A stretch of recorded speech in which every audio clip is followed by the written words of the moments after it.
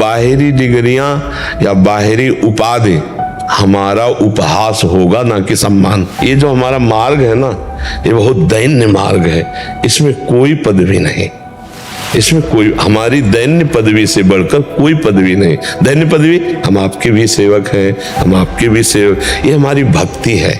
राधे राधे महाराज जी। महाराज जी, आप कह रहे हैं कि आप कुल सचिव हैं छत्रपति साहू जी महाराज विश्वविद्यालय कानपुर के। महाराज जी कह रहे हैं कि उस विद्यालय में 5 लाख छात्र अध्ययनरत हैं और इस समय कई देशों में हमारे विश्वविद्यालय में आकर भारतीय ज्ञान परंपरा, अध्यात्म एवं भारतीय संस्कृति की शिक्षा नालंदा तथा तक्षशिला विश्वविद्यालय की भांति ले रहे हैं। महाराज जी, आप गीता के साथ साथ सभी शास्त्रों के प्रकार ज्ञाता हैं तथा विभिन्न चैनलों के माध्यम से पूरे संसार में इसका प्रचार प्रसार कर रहे हैं तथा मानवता को नई ऊंचाई पर ले जा रहे हैं। इस कार्य हेतु विश्वविद्यालय प्रशासन आपको पीएचडी की मानद उपाधि प्रदान करके अपने को गौरवान्वित होना चाहता है। महाराज जी, आप इस उपाधि को स्वीकार करें, ऐसा इनका भाव है। किसके लिए बोला? हमारे लिए? नहीं, हम उपाधि मिटाने के लिए तो बाबा जी बने, उपाधि नहीं। कोई भी उपाधि जो है साधु को छोटा कर देती है।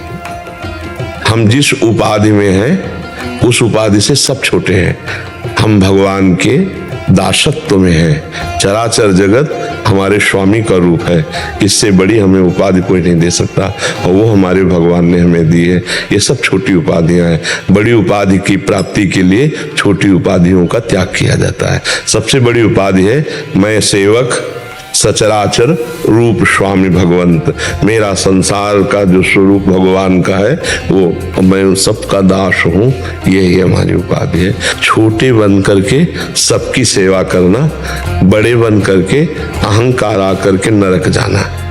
समझ रहे ना? हाँ प्रभु, आपकी सद्भावना है, लेकिन हम जिस उपाधि की बात कर रहे हैं ये उपाधि बहुत छोटी है। सुरपति, नरपति, लोकपति, जिनके भावे घास और रहे परम आनंद में तज सब ही किया। समझ पा रहे? हाँ, जब मैं था तब हरि नहीं और अब हरि है, मैं नहीं, तो हरि को क्या उपाधि? इससे बढ़कर कौन सी उपाधि? जो हमें उपलब्धि है उस उपलब्धि के बराबर ब्रह्मा की भी उपलब्धि नहीं। ब्रह्मा का जो पद है वो परमेष्ठी पद है, उस पद से बढ़कर के कोई जो हरिदासत्व पद है। और रही जैसे पीएचडी की बात, तो हम लोग मन की पीएचडी किए हैं और उसका कोई पढ़ाई नहीं होती, वो साधना में होती। अपने मन को देखते हुए एक एक वृत्ति, उसी को तो आप सुनने आए हो। उसी का लाभ जो जगत को मिलता है ना, उसी के लाभ से मिलता है, जो परमात्म चिंतन से मिलता है। तो बाहरी डिग्रियां या बाहरी उपाधि हमारा उपहास होगा ना कि सम्मान। आप समझ पा रहे? हाँ, मतलब आप समझ रहे ला? नहीं, जैसे ये लौकिक जो उपाधियां हैं, हमारी जो अलौकिक उपाधि है उसमें बाधा है। सिद्धियां भी, मोक्ष आदि भी। दीयमानम न ग्रहणंति बिना मत सेवनम जनाहा। हम भगवान के सेवक हैं, चराचर रूप हमारे भगवान का है, हम उसकी सेवा में, इसमें जो हमें सुख मिल रहा है ना, उसके आगे जो कुछ है वो सब कूड़ा करकट है हमारी दृष्टि में। इस आपका जो दृष्टि है, आपका जो भाव बड़ा उच्च कोटि का है, लेकिन उसमें आधुनिकता छुपी हुई है, अहम की पुष्टता। आप गौर से देख रहे, अहम की पुष्टता। और हमारी साधना क्या रही? अहम को मिटाना। जगत में होता है अहम को सजाना।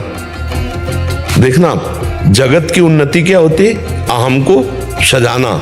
और भगत की उन्नति क्या होती? अहम को मिटाना। नहीं, जो अहंकार जन्म मरण का कारण है, संस्कृति मूल शूल प्रदनाना, सकल शोकदायक अभिमाना, ताते करे कृपा निधि दूरी, सेवक पर ममता तिरूरी। अब जैसे हम कभी हृदय में भाव आए तो हम यही भाव करके रोएंगे, प्रभु मुझ जैसे दीन अधम का आपके सिवा कोई नहीं। प्रभु मैं बहुत अधम हूँ, नीच हूँ, कोई ज्ञान नहीं, कोई पद नहीं, कोई प्रभु मैं आपका हूँ। तो ये कहने की गुंजाइश है नहीं? मैं सुनेरी मैंने निर्बल के बलराम, अपबल तपबल और बाहुबल, चौथो बल है दाम, सूर किशोर कृपाते सब बल हारे को हरि राम। ये जो हमारा मार्ग है ना, ये बहुत दैन्य मार्ग है। इसमें कोई पदवी नहीं, इसमें कोई, हमारी दैन्य पदवी से बढ़कर कोई पदवी नहीं। दैन्य पदवी, हम आपके भी सेवक हैं, हम आपके भी सेवक, ये हमारी भक्ति है। उमा जे राम चरण रत विगत काम मग को निज प्रभु में देखें जगत। इससे बड़ी सिद्धि क्या होगी? आपकी जो भावना है वो लोकवत अहम को तो खुशी हो सकती है, लेकिन जो अहम भगवान के चरणों में समर्पित हो गया उसके लिए इसका कोई महत्व नहीं। समझ रहे? आप धन्य हैं जो आप ऐसी भावना करते हैं, पर इससे भी ऊपर एक भावना है जिसका परिचय आपको इस भावना के कारण मिला। नहीं तो हर्षित होने का विषय है ना। हाँ हाँ बहुत बढ़िया, कुछ नहीं। ये क्या है? सुरपति नरपति लोकपति, ब्रह्मभूता प्रसन्नात्मा न सोचते न कांक्षते समा सर्वेषु भूतेषु मद्भक्तिं लभते पराम। अभी तक कोरा रजिस्टर है, उसमें केवल दासत्व ही रहेगा जीवन भर। दूसरा, गुरु कृपा से अब तो फिल्म का अंतिम सीन आ रहा है। बस ऐसे कोरल चदरिया जैसी की तैसी धर दीनी झीनी रे झीली। कबीरदास जी कह रहे ना, जैसी की तैसी धार, कुछ लिखावट लई कुछ बनावट लई, जैसी दी थी मालिक आपके चरणों में वैसे रख दी। राधा राधा राधा राधा राधा। जी एक प्रश्न है मेरा जी। हम हमारे जो विश्वविद्यालय में काफी कर्मचारी हैं, कुछ गलत काम करते हैं तो रिश्वत लेना चाहिए, तो मैं कार्रवाई कर रहा हूँ। अब वो हमसे अप्रसन्न रह रहे हैं काफी लोग। अप्रसन्न रहने दो। अभी इस बच्चे को क्या बोला?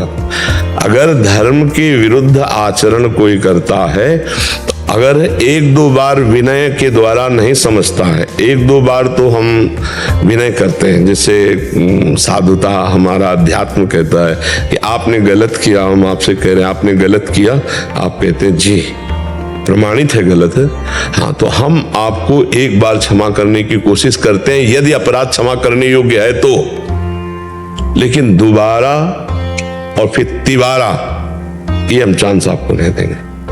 तो हम अगर उनको छूट दे देंगे तो वो बहुत अराजकता फैला सकते हैं, बड़े अपराध प्रवृत्तियां बढ़ सकती हैं।